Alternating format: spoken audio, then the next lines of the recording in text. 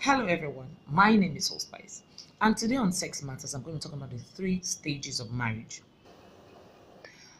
The moment you find your partner or your spouse, what you do first is fall in love. At the moment you fall in love, you are head over heels about the person. You want to talk to them, you want to call them, you can do without them, and that's it. Now, most times, what we do is we fall in love and then we get married, thinking that, oh, happily ever after. We always want happily ever after, and that's what we've been trained to know. One thing we don't know is when you fall in love, you need to learn to stand up and walk in love. And that brings you to the second stage of marriage. The moment you get pregnant, yeah, there's always this feeling of, oh, there's another being in you. And so the attention of you and your partner being alone against the whole world, part of that attention is being diverted to the child. Okay, so at that point, what we don't know is we have shared the feelings we have with what is to come. Now, when our baby gets to be born, that changes everything. Okay, the moment the child comes, at the point when you set your eyes on the child, your feelings for your partner divide into two or more.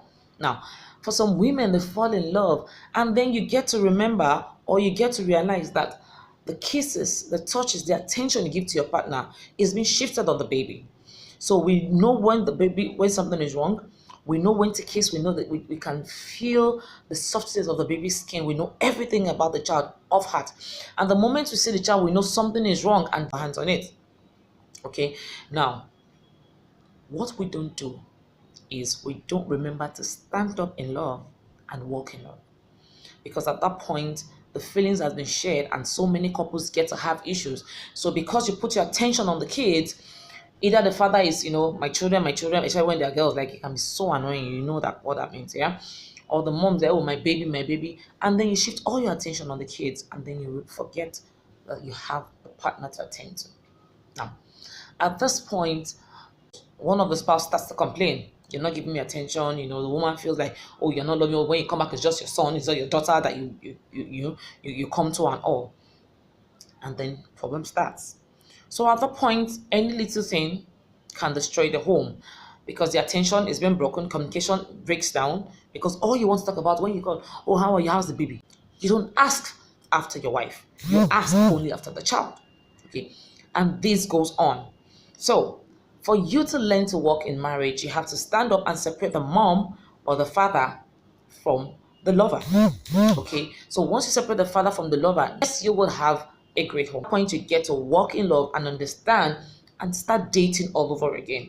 At that point, when the baby gets to a certain month or age, you guys can go out on dates, you guys can sit down and talk, you guys can do a whole lot of things.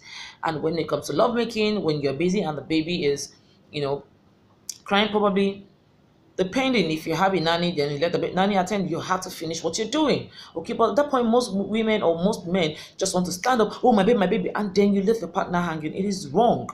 Okay, I am not saying ignore your child, but then you have to attend to him also, or you have to attend to her also. So we also need to understand that we need to learn to balance being a mother and a wife, or being a father and a husband. Okay, now number 3 is living in love. Okay, what happens when you live in love is the kids have grown.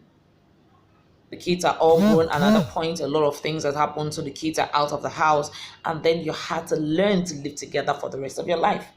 Now, let me let you know that during the second stage of marriage, which is walking in love, they might probably have almost 10 different kinds of marriage come together. You might have to break it and come back together. Some people separate and come back together. Some people, cheat on their partner and apologize, and they have to come back together. But at every point when you come back and you remarry, it doesn't have to be a ceremony. Like when you come back, you know your faults, you've talked about it, and you're coming back.